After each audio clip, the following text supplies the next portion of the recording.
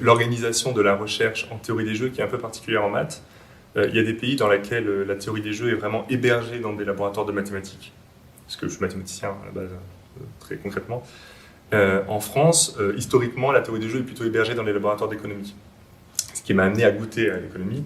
Alors évidemment, maintenant j'aime beaucoup ça. Je me suis rendu compte que c'est des questions vraiment très concrètes, qui touchent un peu plus à l'humain que les questions de mathématiques en général.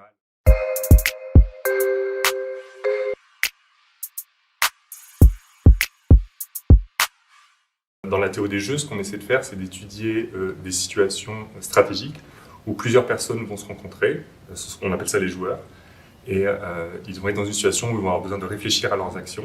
Et ce qui fait la spécificité de la théorie des jeux, c'est que l'action d'un des joueurs va impacter le résultat pour les autres joueurs, les autres agents. Donc évidemment, on peut penser à une situation comme un jeu, au sens ludique du terme, c'est d'où vient le nom de théorie des jeux, mais ça se situe aussi dans plein de domaines de l'économie, comme par exemple différentes entreprises qui sont en concurrence sur un marché, et qu'on peut voir comme des joueurs qui vont prendre des décisions qui vont les impacter eux-mêmes, mais aussi leurs concurrents.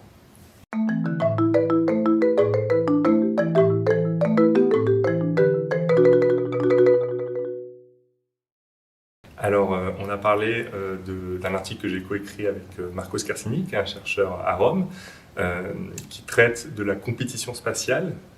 Donc la compétition spatiale, ça peut s'appliquer à plein de contextes différents. Un des contextes, c'est le cas où plusieurs entreprises cherchent à s'implémenter sur un réseau, et sur ce réseau, ils cherchent à attirer, par exemple, le plus de vendeurs possible. Mais ça peut aussi s'appliquer au cas où, par exemple, différents partis politiques cherchent à attirer le plus d'électeurs possible. Donc dans les deux cas, on imagine, de manière parfois un peu conceptuelle, que les différents joueurs sont à la conquête d'espace, qui peut donc être des acheteurs ou des électeurs, par exemple. Et dans cet article, on s'intéresse à deux questions principales. La première, c'est est-ce qu'il existe des équilibres de Nash, justement? Donc, est-ce qu'il existe des situations qui vont être stables, à partir duquel, une fois atteint, la situation ne devrait plus évoluer? Et la deuxième question, c'est la critique de ces équilibres. Donc, est-ce que ces équilibres sont bénéfiques pour la société, ou est-ce que cet équilibre il est totalement inefficace? Et dans ce cas-là, quelle autre solution est-ce qu'on pourrait proposer?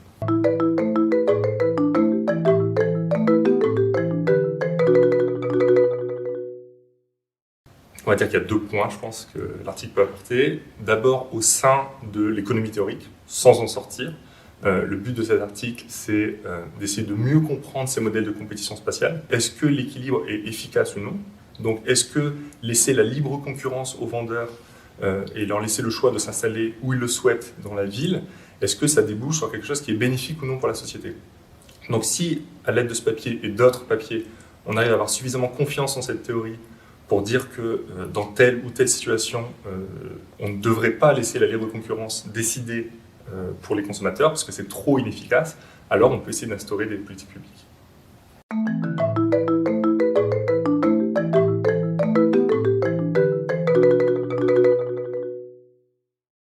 En fait, tout a commencé dans une école d'été où certains de mes collègues doctorants travaillaient avec des étudiants sur des problèmes qui étaient un petit peu liés à ce papier.